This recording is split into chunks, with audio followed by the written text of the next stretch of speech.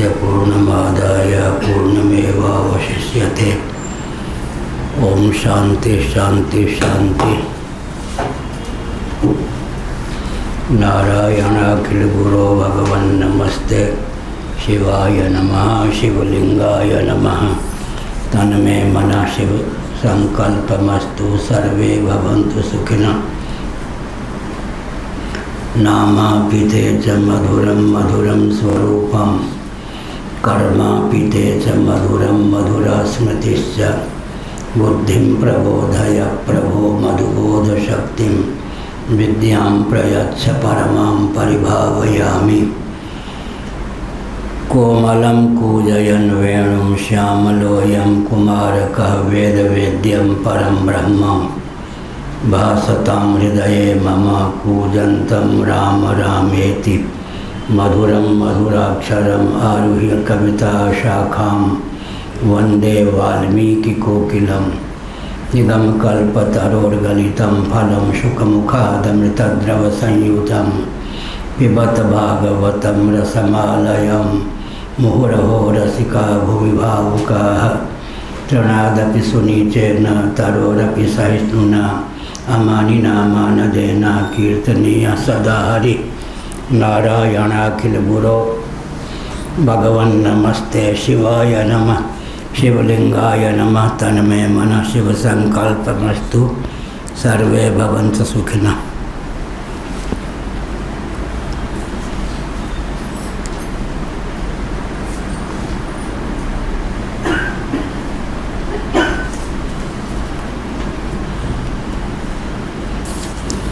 ब्रह्मसूत्र 2.1.24-23 पृष्ठ 600 स्यादेतत् यदि ब्रह्म विवर्तो जगत हंत सर्वस्यैव जीववच्चैतन्य प्रसंग इत्यतः अस्मादिवच्च तदनुपत्तेः अतिरोहितार्थेन भाष्येन व्याख्यातम्। पूर्व पक्ष प्राप्त हुआ कि यदि जगत ब्रह्म का विवर्त है, ब्रह्म ही जगत के रूप में उल्लसित उद्भासित है, तब सर्वस्यैव जीववत् चैतन्य प्रसंगः। जीव जैसे चेतन है वैसे ही आकाश वायु तेज जल पृथ्वी आदि की भी चैतन्यता की प्रसक्ति सुनिश्चित है। इसलिए चेतन कारणवाद अमान्य है। पूर्व पक्ष वेदांत प्रस्थान में ब्रह्म ही जगत का अभिन्न निमित्तोपादान कारण है, अर्थात जगत बनाने वाला भी जगत बनने वाला भी ब्रह्म ही सिद्ध है। स्वप्नावस्था में हम अर्धनिद्रित मनोयोग से पृथ्वी पानी प्रकाश पवन आकाश स्थावर जंगम प्राणी सर्व रूपों में उल्लसित होते हैं। तद्वत ब्रह्म तत्व चिंत्य माया शक्ति के योग से जीव जगत जगदीश्वर तीनों रूपों में उल्लसित है। तब का अस्मादिवच्च तदनुपत्ते है पत्ति। पाषाण जो होता है अस्मादिवत, उसी का परिष्कृत रूप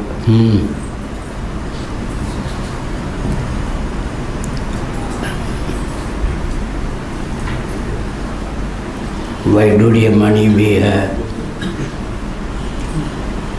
वज्रवन हीरा भी है, वैडूर्य मणि भी है, सूर्यकांत मणि भी है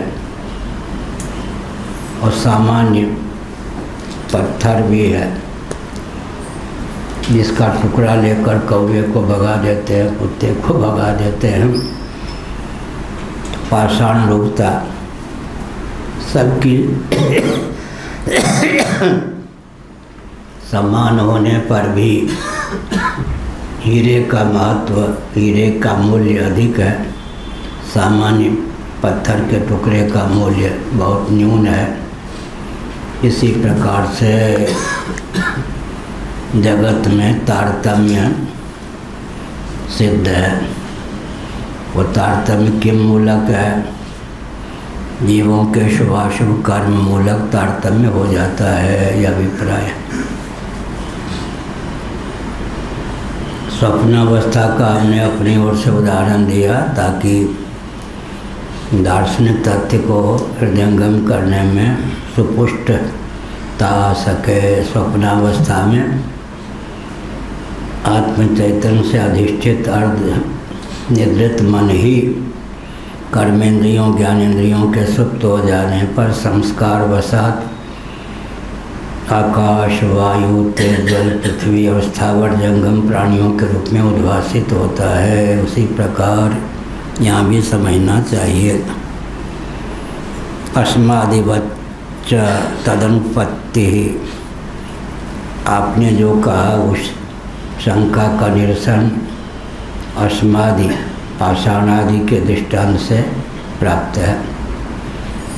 किनकर पाथर नामे विद्यापति जी ने लिखा। माधव कत तोर कर्म बड़ाई, उपमा तोहर कहु कपरा हम कहितो अधिक लजाई, जो श्री कंडक सौरभ अति दुर्लभ तो पुन। ये सब मणि समान आरो नहीं दोसर, ताकर तिनकर पाथर नामे। मणि के समान तो मणि ही है, लेकिन उसका नाम भी पत्थर ही है। हे प्रभु, आपकी उपमा दूँ तो किससे दूँ? यह विद्यापति जी ने लिखा। ऐसे यहाँ कहा अस्मादिवच्च तदनुपत्ति ही। पाषाण, बृहदारण्यकोपनिषद, पाषाण का जंगम रूपी सर्प हो जाता है। और पाषाण में भी अंतर है। एक पाषाण क्या हो जाता है? वज्र, मणि के रूप में। क्या दोनों भी पैर नहीं है? क्या कर पाषाण में भी जंगम है, मतलब पैर ही नहीं है। क्या कर सर्प और पाषाण दोनों के पैर नहीं है, ये बताएं। पाषाण के तो पैर कैसे होंगे? वो तो जड़। सर्प के भी पाँव नहीं है। सर्प का नाम क्या? पादप।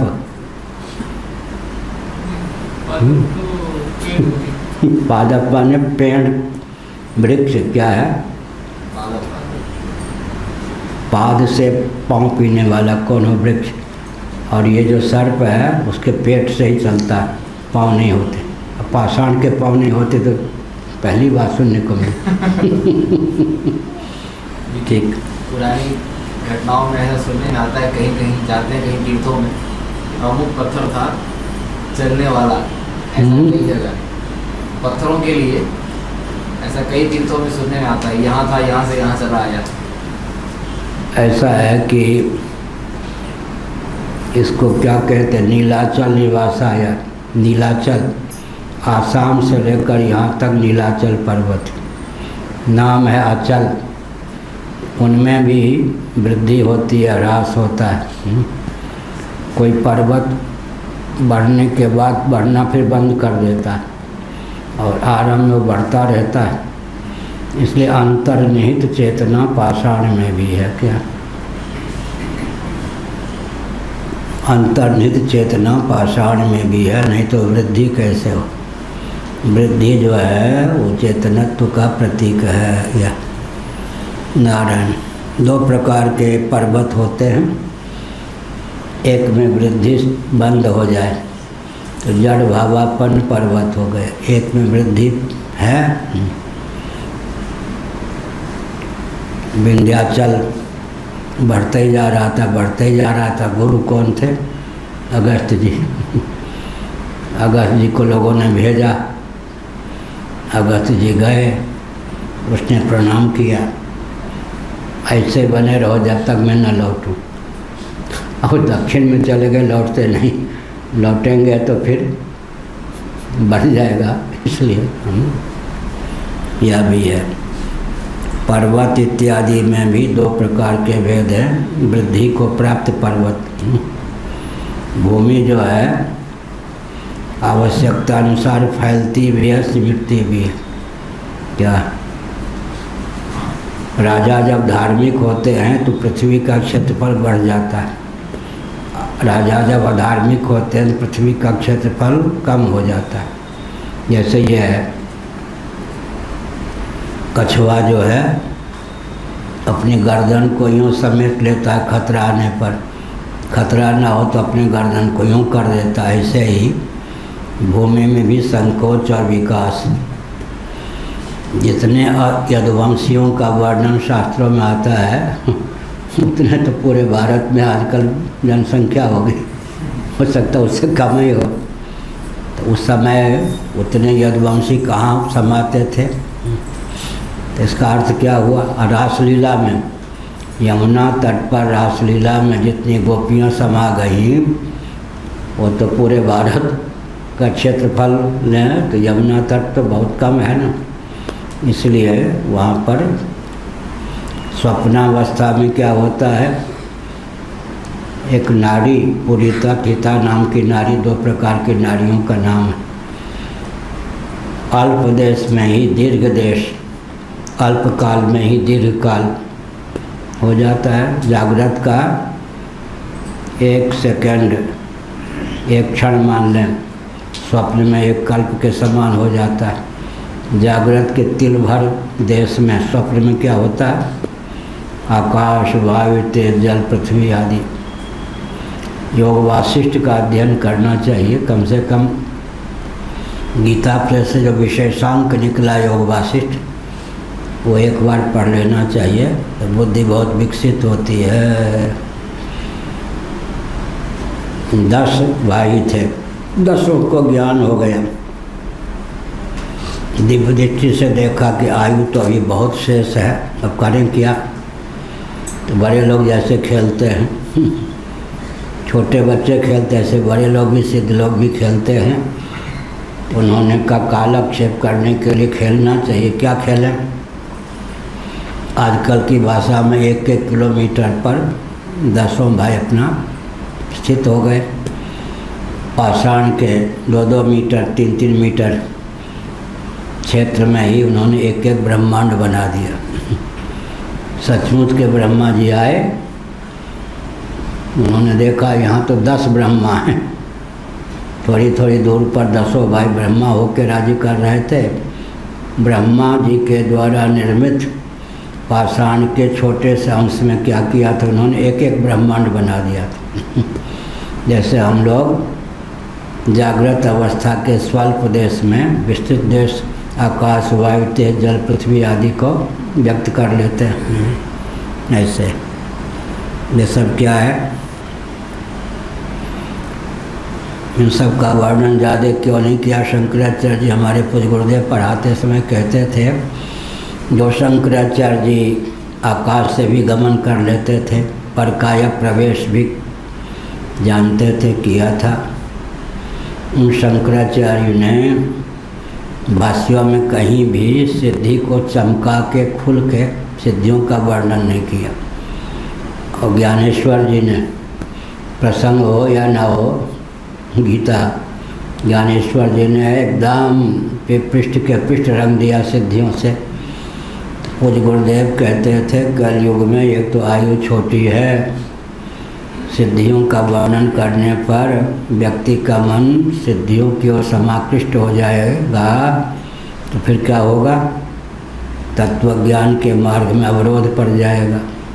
10-10 हज़ार 1-1 हज़ार वर्ष की आयु होती थी, 4,000 लगा दिया सिद्धियों में, कोई बात नहीं।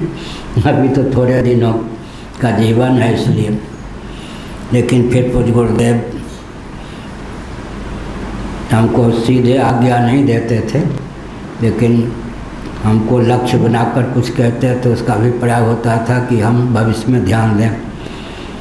सुन रहे, 7 नवंबर 1966, मैंने ये भी नहीं कहा पूज्य गुरुदेव को कि मैं भी था, गोली तो नहीं लगी लेकिन गैस से बेहोश हो गया। 7 नवंबर 1966 को एक प्रधानमंत्री महिला जी ने, नाम क्या लें, कांग्रेस के अध्यक्ष थे कामराज, उनको आगे करके गृह मंत्री गुलजारी लाल नंदा को गुमराह करके, कुछ पता भी नहीं गृह मंत्री को, दक्षिण से फौज मंगाकर 450 गो भक्तों को मेरी आंखों के सामने भुलवा दिया। और एक छत्तीसगढ़ आजकल कहते हैं मध्य प्रदेश से पृथक, वहाँ के शुक्ल बंधु राज्य मंत्री थे, हरियाणा से अर्धसैनिक बल को बुनवा करके वो भक्तों को बुनवाया था। पूज्य गुरुदेव कभी कभी कहते थे, हाय एक संत को कोई भूत भी सिद्ध होता, इन नेताओं पर छोड़ देते तो कम से कम संत सुरक्षित रहते थे। आह भर के पूज्य गुरुदेव कहते, किसी को भूत भी सिद्ध होता तो ये नेताओं पर छोड़ देते, गोली चलवाने वाले नेताओं पर, मिलिट्री पर छोड़ देते तो काम बन जाता। इससे लगा कि गुरुदेव के जीवन में एक टीस यह भी थी कि सिद्धि के नाम पर परमार्थ पथ से च्युत न हो, विलम्ब न हो परमार्थ तत्व के अधिगम में, लेकिन मान बिंदुओं की रक्षा के लिए, गोवंश आदि की रक्षा के लिए सिद्धि भी अपेक्षित है। अब योगवासी पर हम चले जाएंगे तो ये सब रह जाएगा। तो फिर एक विशेषता है, हेलीकॉप्टर से यात्रा की, मान लो भुवनेश्वर से कहाँ तक, जोशीमठ तक या बद्रीनाथ तक यात्रा की। घाटियाँ तो पार हो गई, लेकिन एक एक घाटी के सौंदर्य आदि का दर्शन नहीं हुआ। पैदल यात्रा की, परिश्रम तो ज़्यादा पड़ा, लेकिन हर घाटी का ज्ञान, दृश्य का ज्ञान होता गया। ऐसे ही द्रुत गति से सबका बाध करके परमात्मा तत्व की निष्ठा हो गई। अब उसके बाद जो शेष जीवन है, उस जीवन में अगर व्यक्ति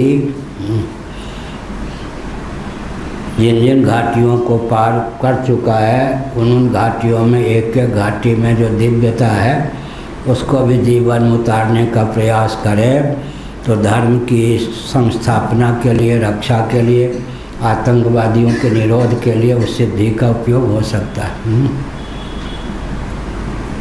इसलिए दूसरी विधा क्या है, आज हमने कहा था, भगवान शंकराचार्य का ही संस्कृत में वाक्य है, हिंदी में हमने कहा, जिस से हम विरक्त होते हैं उसके हम क्या हो जाते हैं, अधिपति। जिसमें हम अनुरक्त होते हैं उसके अधीन हो जाते हैं। अधीन होना ठीक है या अधिपति, बोलो। ये अधिपति माने हाँ, नियामक, ठीक। अधीन होना ठीक है या अधिपति। तो वैराग्य जो है अधीनता का द्योतक है या आधिपत्य का द्योतक है? ठीक है, वैराग्य जो है आधिपत्य का द्योतक। जिससे हम विरक्त होंगे उसके हम अधिपति हो जाएंगे, और जिसमें अनुरक्त होंगे उसके हम अधीन हो जाएंगे। तो वैराग्य होना घाटे की चीज़ है या लाभ की चीज़ है? लाभ। अच्छा, ठीक कहा, लाभ का ना, ठीक है। वैराग्य होना लाभ की चीज़। लाभ क्यों है? जिससे विरक्त होंगे उसके अधिपति हो जाएंगे। और राग होना जो हानि है, जिस में अनुरक्त होंगे उसके अधीन हो जाएंगे। अधीनता ठीक है या आधिपत्य ठीक है? हाँ, ठीक है, बढ़िया, धार वाले पास हो गए, तीक्ष्ण धार।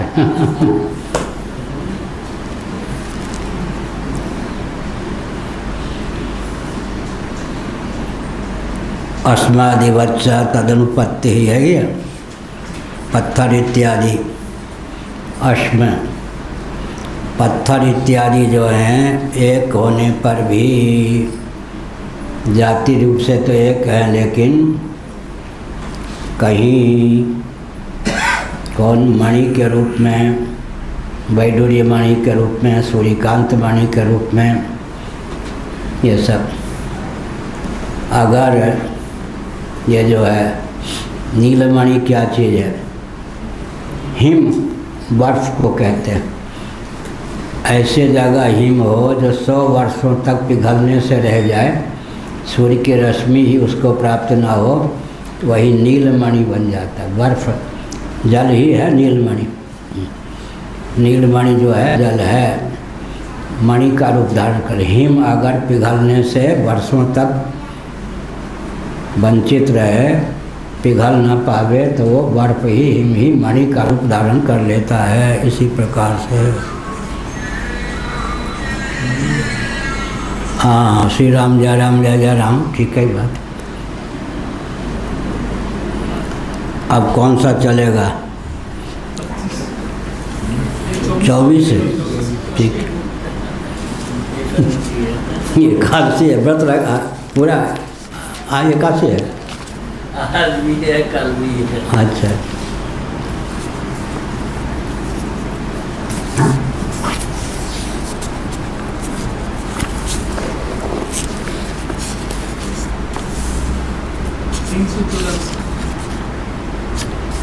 निकालते हैं,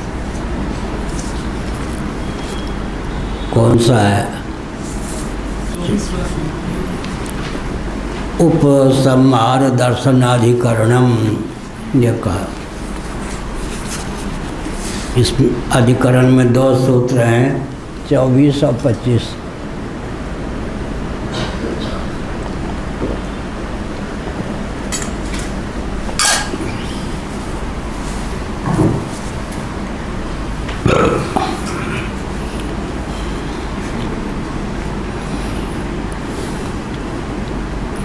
उपसंहार दर्शनान्यति चेन्न क्षीरवद्धि। उपसंहार दर्शनात् न इति चेत न क्षीरवत् ही का।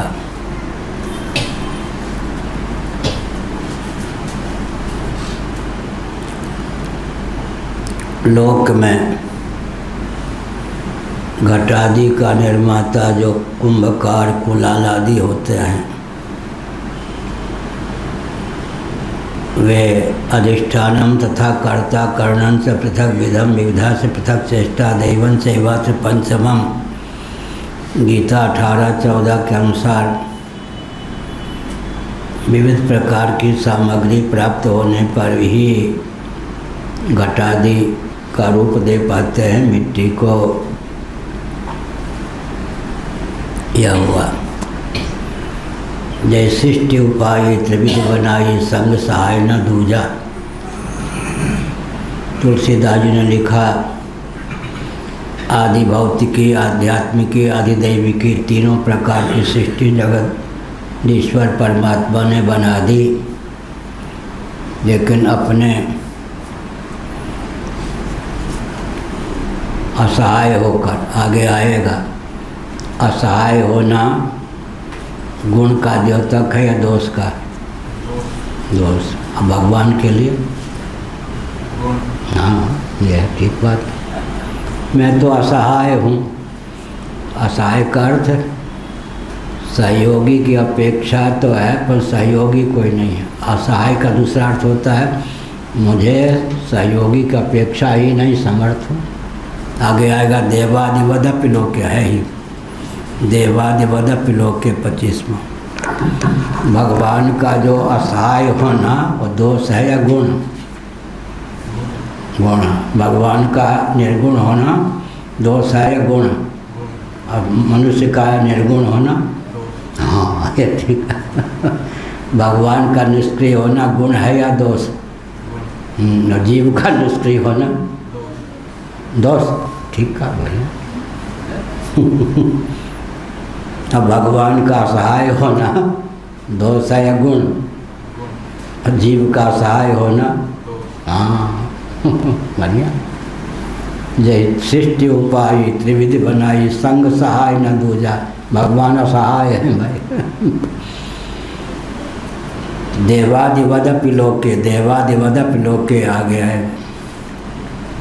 देवताओं को देवता सिद्ध मुनि जो होते हैं असहाय होते हैं, माने उनको सहायक की अपेक्षा ही नहीं होती, समर्थ होते हैं।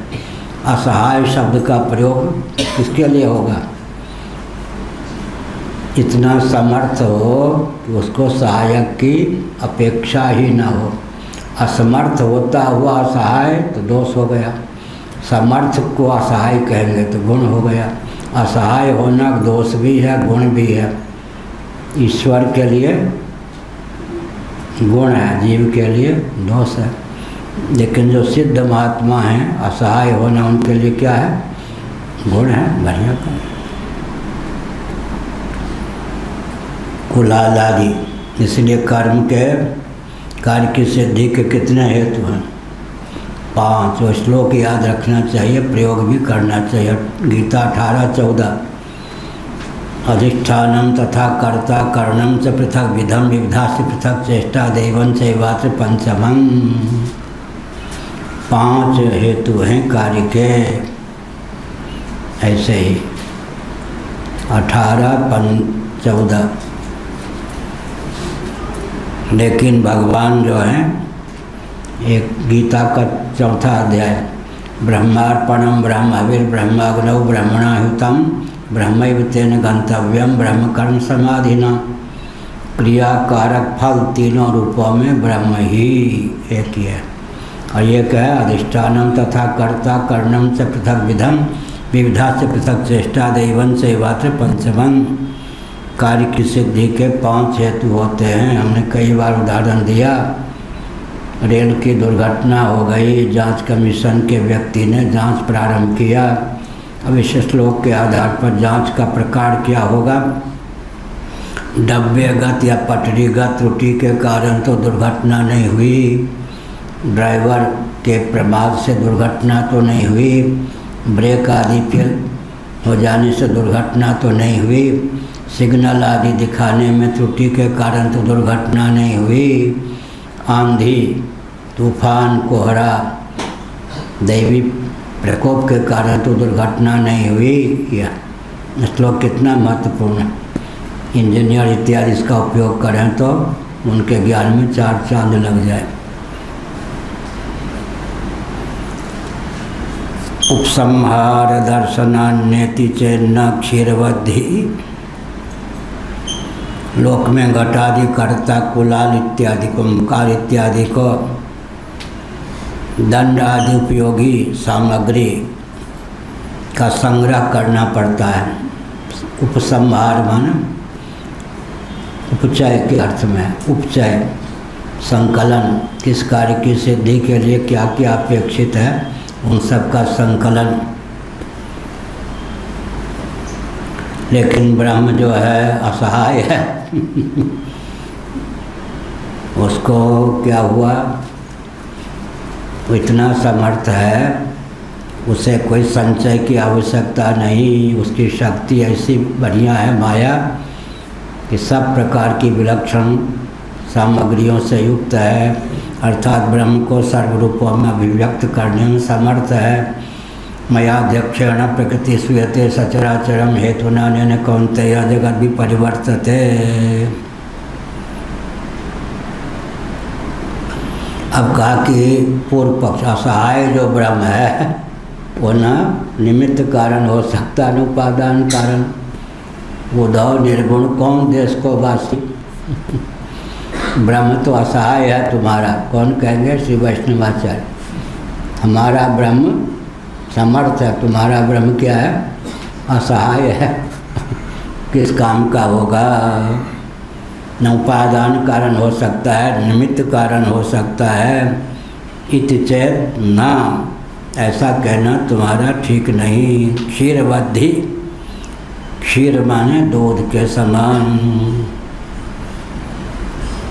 मैथिली में बोलते कुमारी दही, दही शब्द पुल्लिंग है हिंदी में, मैथिली में स्त्रीलिंग है।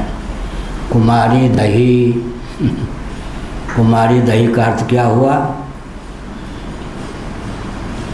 ऐसा दूध बिना जामुन डाले दही का रूप धारण कर ले। वृंदावन में धर्मचंद जी थे ना, वो भिवानी वाले सेठ को चिता के कागजी को हमारे पास एक चौथाई दूध भेजते थे, तो उसे पेट में डालने के लिए भी समय नहीं होता था। तो जाड़े के दिन में बिना जामन ही वो दूध दही का रूप धारण कर लेता। अब वो कागजी 2 महीना 1 महीना स्वामी अखंडानंद महाराज के यहाँ आता तो प्रवचन सुनता। उसने देखा कभी हमारी प्रशंसा ही नहीं करते हैं, तो दूध बंद कर दिया। हमें क्या सेठ की प्रशंसा न करो देगा क्या? और हमारा अपना दिमाग, भगवान को किसी की उपेक्षा नहीं, निंदा नहीं, लेकिन सेठों की सेठों का गुणगान गाने के लिए जीवन प्राप्त हुआ है क्या? सुखदेव जी ने गालियाँ दी हैं, कहाँ भागवत में? तुम्हारी बाहें टूट गई हैं दुर्मत धनियों की दास्ता पाल करके उपधान माने तकिया के लिए उनका दरवाज़ा खटखटाते हो। वृक्षों ने फल देना बंद कर दिया है, दही चूड़ा खाने के लिए, मक्खन खाने के लिए दुर्मत धनियों का दरवाज़ा खटखटाते हो। कहा है ना, कहा किसमें? भागवत में सुखदेव जी ने। प्रशंसा मत मानिए, सच्ची बात है। इस जीवन में भगवान सुखदेव जी से मैं दीक्षित हूँ। उत्तराखंड में भगवान सुखदेव जी दर्शन दिया केवल 1 मिनट, पर दीक्षा उनके द्वारा भी मुझे दीक्षा प्राप्त है।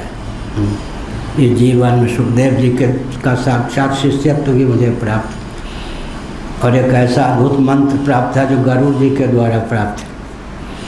उस मंत्र में वो क्षमता है, अगर मैं अनुष्ठान करूँ तो गरुड़ जी का ही कथन है, सदैव वैकुंठ भी पहुँच सकता हूँ। वो दुर्लभ मंत्र भी गरुड़ जी के द्वारा जीवन में प्राप्त,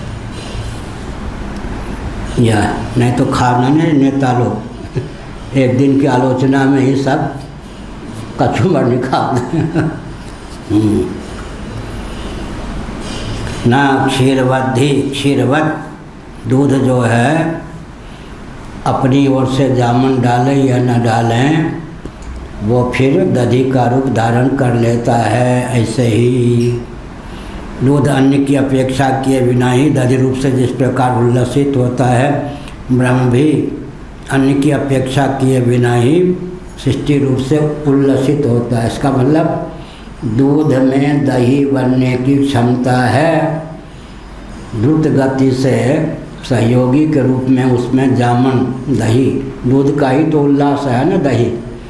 दूध को दही बनाने के लिए भी दूध का ही उपयोग होता है, माने दूध का ही उत्तर रूप है। दही का कुछ अंश डाला जाता है, न डाला जाए फिर भी जाड़े में दूध दही का रूप धारण कर ही लेता है।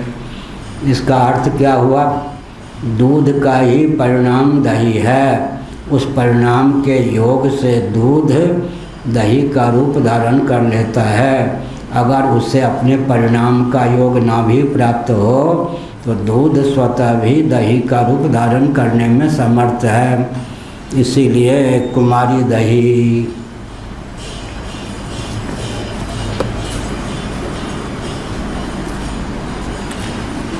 तो कहीं कहीं असहाय होना जो है, भगवान का असहाय होना गुण है या दोष?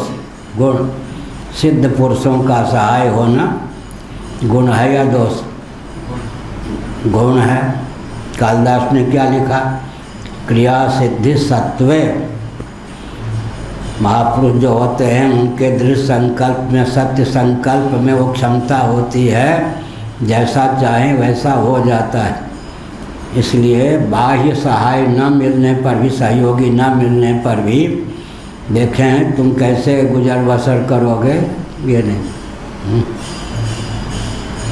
चेतनम ब्रह्मैकमद्वितीयम जगतः कारणम इति यदुक्तम तन्नोपपद्यते। बस चेतन ब्रह्म जो कि अद्वितीय है, जगत का कारण है, यह जो आपके द्वारा कहा गया, तत् न उपपद्यते, वह संभव नहीं, चरितार्थ नहीं। पूर्व पक्ष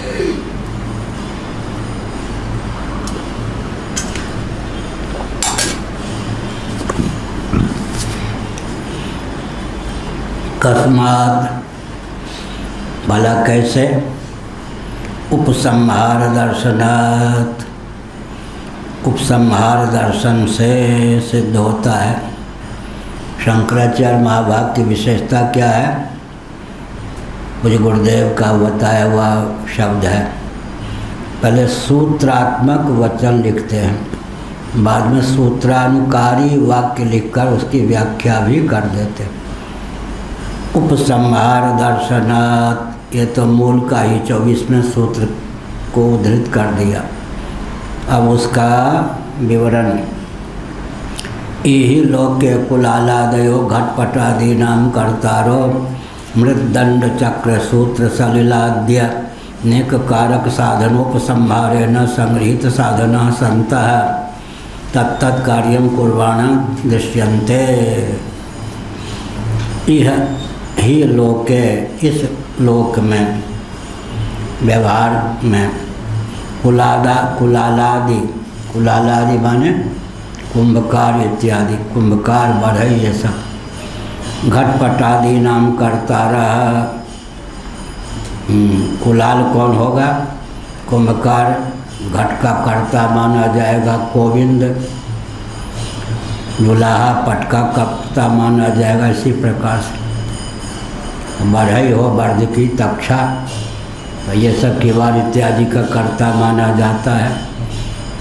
कुलाल जो है मृत दंड चक्र सूत्र सलिल इत्यादि, मिट्टी का चयन करता है, फिर चाक को घुमाने के लिए दंड का भी चक्रण करता है, फिर सूत्र का भी उपयोग करता है, सलिल जल का उपयोग करता है। तो मिट्टी को ही कालक्रम से घाटियों को पार करा करके घट का रूप देने में समर्थ होता है। अनेक कारक साधनों को संभालेना, एक कारक से ही नहीं अनेक कारक का संचय करता है। उससे पहले ज्ञान होता है, फिर संचय करता है, क्रमशः उनका उपयोग करता है, तब जाकर मिट्टी को घट का रूप दे पाता है। संगृहीत साधना संता, ऐसे असमर्थ जो व्यक्ति हो, सिद्ध न हो या सिद्ध होकर भी व्यवहार में हर जगह सिद्धि का उपयोग न करे। क्या हर जगह वीटो पावर का प्रयोग थोड़े होता, हर जगह सिद्धि का प्रयोग न करे। तो जिस कार्य की सिद्धि के लिए जो जो उपकरण, जो जो व्यक्ति चाहिए, सामग्री चाहिए, उन सब का संचय करे और उनका संयोग विधिवत करे तो अभिमत कार्य की सिद्धि हो जाती है। तत्तत् कार्यं कुर्वाणा दृश्यन्ते, ये सब तत्तत् अभिमत कार्य को करते हुए परिलक्षित होते हैं, दृष्टिगोचर होते हैं। ब्रह्म च सहायम तवाभिप्रेतम, लेकिन भैया तुम्हारा ब्रह्म तो, तुमको अहिमत जो ब्रह्म है वो तो असहाय है। तुलसीदास ने अच्छा लिखा, जय सृष्टि उपाय त्रिविध बनाई संग सहाय न दूजा। सबको लिया है नहीं। रामचरितमानस जो है नाना पुराण निगमागम सम्मतम यत, बढ़िया, जय सृष्टि उपाय त्रिविध बनाई, आदि भौतिकी, आध्यात्मिकी, आदि दैविकी, तीनों प्रकार की सृष्टि बना दी। संग सहाय न दूजा, लेकिन सहायक के रूप में किसी की आवश्यकता नहीं, वरण नहीं किया, असहाय होकर भी सारा काम कर दिया। अब नहीं रहे, सुना है शरीर की दृष्टि से। गंगाधर मिश्र जी यहाँ, हमको कोई क्रम से व्यवस्था आदि तो यहाँ प्राप्त नहीं हुई, उधर हम बोलते नहीं, पूर्वाचार इत्यादि की निंदा न हो जाए इसलिए। किसी ने कहा गंगाधर मिश्र जी को लीजिए, बहुत अच्छे हैं, जीयर स्वामी मठ का संचालन भी किया है। तो उन्होंने अपनी उपयोगिता दिखाई अच्छी तरह। उसके बाद ऐसी जगह टांग के मुझको रख दिया, पीछे हट गए कि मेरे बिना आप कुछ कर ही नहीं सकते, हमने उपयोगिता अपनी इतनी दिखा दी। हम मुस्कुराए। बहुतों को भ्रम हुआ, नहीं इसमें भी भ्रम हुआ सब कुछ। ये लिखने पढ़ने वाला है, साधन करता है, आसन जमाता है, व्यवहार में तो कुछ जानता नहीं, बुद्धू होगा। इसी में पछाड़ खा गए मुझे बुद्धू समझने वाले सब। ऐसे ही तो वो अपना गुप्तचर भी रखें, मेरे बिना कैसे। मैंने अपनी उपयोगिता इतनी, उस समय हिंदी भी सब यहाँ नहीं जानते थे, पुरी में भी हिंदी जानने वाले बहुत कम। बहुत कठिन होता हाँ बहुत कठिन। बाजार जाए तो दुभाषिया की ज़रूरत होती थी सामान लेने के लिए। उस समय गंगाधर जी ने अपनी उपयोगिता सिद्ध करके अपने को पीछे कर दिया। मैंने शंकराचार्य हमको पाँव छुए, अन्य विनय करें। शंकराचार्य हमारे यंत्र बन के, जैसे पप्पू है ना पागल, उसने कहा शंकराचार्य वो तो मेरा रबर स्टैम्प है, बताओ। मूर्ख ही हुआ ना। ब्रह्मा जी भी नहीं कह सकते मेरे लिए कि रबर स्टैम्प है, वहाँ भी मेरा आदर है, मैं कोई दूत भूत नहीं हूँ। इंद्र के यहाँ भी मेरा सत्कार है, इंद्र भी अपने को हमसे कुछ न्यून ही मानते हैं, ऐसे नहीं हूँ। लेकिन वो रबर स्टैम्प, में किसी का रबर स्टैम्प हो सकता है, लेकिन अब वो मेरे बिना कैसे चलता है, बढ़िया चलने लगा। तब वो पूर्णचंद महापात्र आए, गंगाधर के बिना कैसे चलेगा। हमने कहा देखिए कितना बढ़िया चलता है, उससे बढ़िया चलेगा। इसलिए उस समय मैंने एक वाक्य कहा था, ये तो छोटी आयु के थे, आरंभ से साथ देने वाले। धर्म और ईश्वर का बल रहेगा ना तो किसी अन्य की दास्ता नहीं पालनी पड़ेगी। सबको सम्मान दें, स्नेह दें, लेकिन कोई ऐंठ ठक्कर दिखाए कि मेरे बिना कैसे तुम काम कर सकते हो, तो धर्म और ईश्वर का सहारा जिसको प्राप्त है वो कहीं घुटना नहीं टेकेगा। असैद्धांतिक अहंकार करेगा नहीं, असैद्धांतिक कहीं घुटना टेकेगा नहीं, वो हम लोग जानते नहीं। दूसरी बात है, इन संस्थानों को गृहस्थ चला पाएगा क्या? एक एक दाने पर, एक एक रोटी पर, अब कोई राजस्थानी ला के रख दीजिए, वो राठी जी की बात दूसरी है। एक एक दाने पर जिसका ध्यान होगा, फालतू खर्च ना हो, एक कोई अतिथि के मुंह में दाना ना चला जाए, वो चला पाएगा क्या? संतों के स्थान को चलाने के लिए विरक्त चाहिए, उदार चाहिए। एक एक दाने पे ध्यान रखोगे तो ये हम समधी हैं तो आ जाएं, हम समधी बात यहाँ चलता है क्या? संतों का स्थान है यहाँ, कोई गृहस्थ व्यवस्थापक बना दें तो मार देगा लोगों को भूखे। इसलिए संतों का स्थान संतों के द्वारा ही चल सकता है, गृहस्थ वाली बुद्धि के द्वारा स्थान तो एक दिन भी नहीं चल सकता ना। इसलिए ब्रह्म जो है असहाय है। असहाय का अर्थ क्या हुआ? बाह्य दृष्टि से सहायता करने वाला कोई न होने पर भी इतना समर्थ है, उसे अन्यों के सहयोग की अपेक्षा नहीं है। तो अगर आध्यात्मिक संस्थान में किसी से सहयोग लिया जाए, सहयोग करने वाला अपना अहोभाग्य समझे। क्या ये न समझे कि मेरे बिना इनका काम नहीं चलेगा। ईश्वर और धर्म के बिना काम नहीं चल सकता, बाकी सब के बिना चल सकता। अहंकार ना हो, लेकिन आश्रय किसका हो? धर्म और ईश्वर का, मनुष्य का नहीं, किसी का नहीं। ब्रह्मचा सहायम, ये सब खोल के क्यों कहते हैं? दर्शन शास्त्र व्यवहार में उतरे इसलिए। अब दर्शन शास्त्र व्यवहार में नहीं उतरेगा तो चारों ओर से आजकल मनुवाद पर प्रहार, शास्त्रों पर प्रहार, वर्णाश्रम पर प्रहार। एक महिला का लेख छपा था किसमें, शनिवार में। कुछ गुरुदेव होते तो कितना कष्ट होता कि मैंने शनिवार, महाराज का दिया हुआ पत्र है, मैंने शनिवार इसलिए चलाया था कि जातिवाद को खंडन करके संपादकीय पृष्ठ पर छपे। एक महिला ने जातिवाद की धिज्जी उड़ाई संपादकीय पृष्ठ पर। महाराज होते तो कितना कष्ट होता उनको। ये भी इन लोगों को ध्यान नहीं है कि पत्र किनका है। धर्म सम्राट स्वामी करपाती जी महाराज हमारे गुरुदेव का चला हुआ दैनिक पत्र है, उसके संपादकीय पृष्ठ पर जाति का खंडन हो, विपरीत हुआ है। इसलिए ब्रह्मचासा असहायम तब अभिप्रेतम, तुमको तो ब्रह्म असहाय अभिप्रेत है।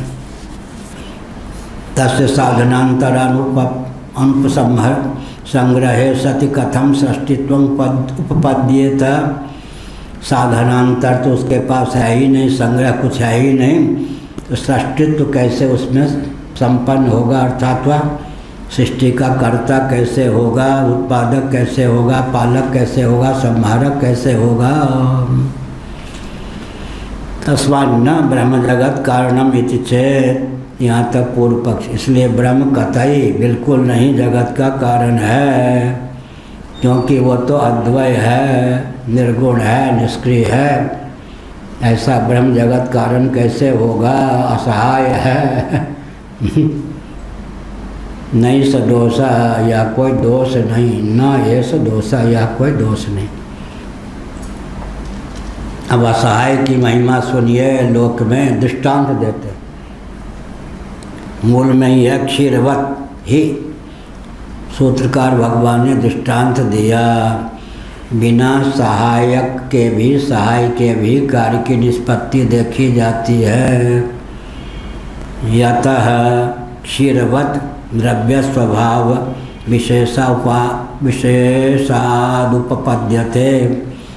दूध के समान, दूध को अगर कोई अतिरिक्त सहायक न भी मिले तो दधि का रूप धारण करने में समर्थ है ही। उसी प्रकार ब्रह्म श्वेतर कोई सहायक के बिना भी जगत की रचना करने में समर्थ है ही। यह द्रव्य स्वभाव विशेषात उपपद्यते, जैसे दूध का स्वभाव है कि वह सहायक के बिना भी दधि का रूप धारण कर ही लेता है, ठीक इसी प्रकार परमात्मा तत्व का यह स्वभाव है कि वह जगत के रूप में उल्लसित हो ही जाता है।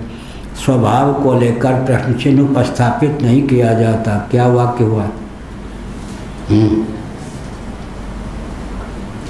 स्वभाव को लेकर प्रश्न चिन्ह स्थापित नहीं किया। बैठिए। शेर क्रूर क्यों है, जल शीतल क्यों है, अग्नि उष्ण क्यों है, ऐसा नहीं। पृथ्वी कठोर क्यों है, यानी अग्नि दाहक क्यों है, स्वभाव को लेकर प्रश्न चिन्ह उपस्थापित नहीं किया जाता। ये बच्चा चुलबुल क्यों है, बच्चा है स्वस्थ है चुलबुल होगा ही, चुलबुल नहीं होगा तो बच्चा क्या, फिर मरियल सरियल होगा। कथम षष्टित्व उपपद्येत, असहाय जो ब्रह्म है सृष्टि का रूप धारण कैसे करेगा। तस्मात् न ब्रह्म जगत कारणम इति चेत, इसलिए ब्रह्म जगत कारण सिद्ध नहीं होता। अगर ऐसा कहो तो नहीं सदोषा, या कोई दोष नहीं।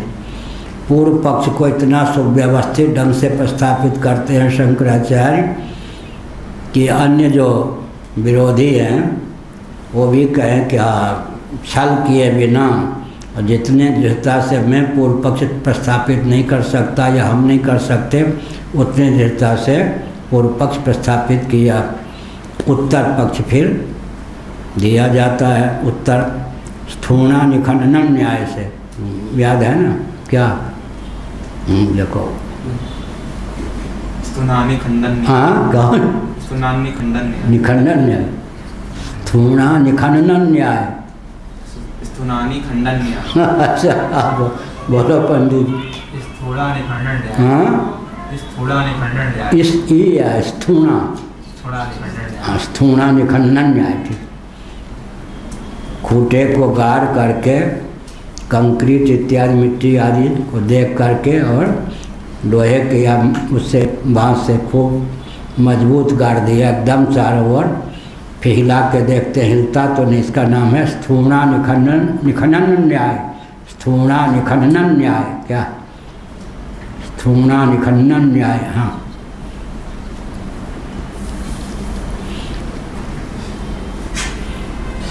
हाँ, भगवान महाराज ने का नाम रखा था कतरन्नो गरिया। कोई कुछ गुरुदेव से गीता पढ़ने आया, कतरन्नो गरिया, उससे बेचारा बोले ही नहीं जाता था। महाराज ने 50 बार का कतरन्नो गरिया, तो उसका नाम है महाराज ने रख दिया पूरी गुरुदेव में कतरन्नो गरिया। कहाँ है गीता में? पहले अध्याय जानते? कतरन्नो गरिया बोल सकते हो, बैठ के बोलो। कतरना कतरन्नो गरिया, कतरन्नो गढ़िया। हाँ कतरन्नो गरिया,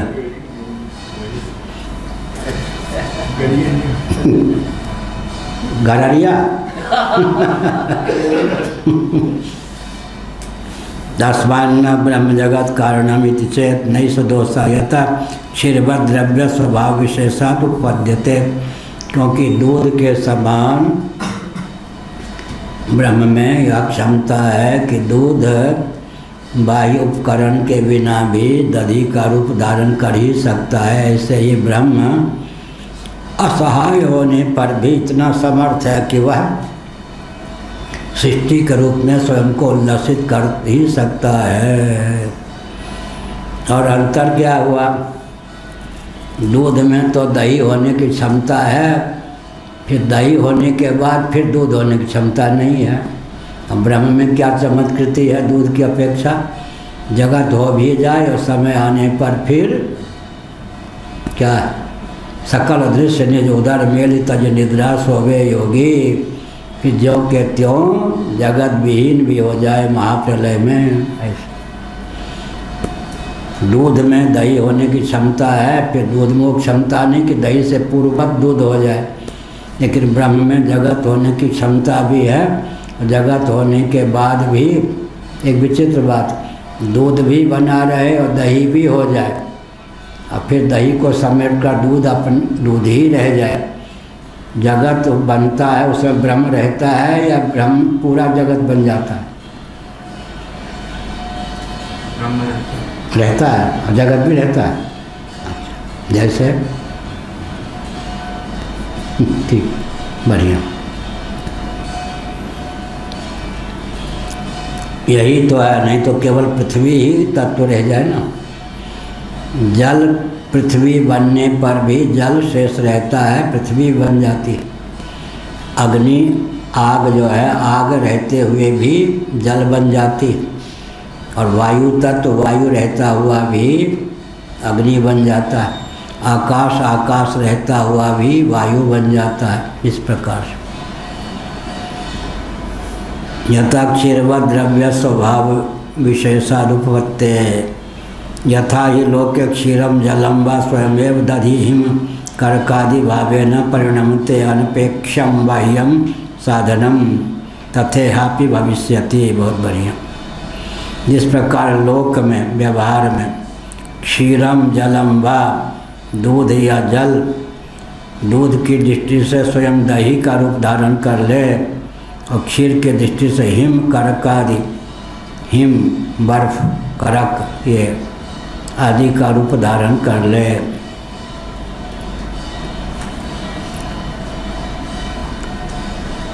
परिणमते अनपेक्षम बाह्यम साधनम, बाह्य साधन के बिना भी तथेहापि भविष्यति।